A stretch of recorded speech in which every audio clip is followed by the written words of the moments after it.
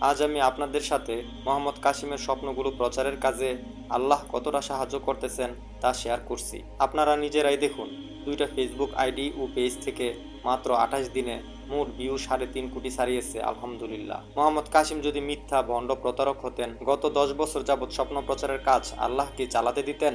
না, আল্লাহ নিজেই চাচ্ছেন আপনারা মোহাম্মদ কাসিমের স্বপ্নগুলো জানুন এবং অন্যকে জানান। কারণ আল্লাহ মোহাম্মদ কাসিমের স্বপ্নের মাধ্যমে সতর্কবার্তা পাঠাচ্ছেন আমাদের জন্য। আল্লাহ আমাদের সাহায্য করতে চান, কিন্তু আমরা পুরো বিশ্ব শিরকে পরিপূর্ণ করে রেখেছি।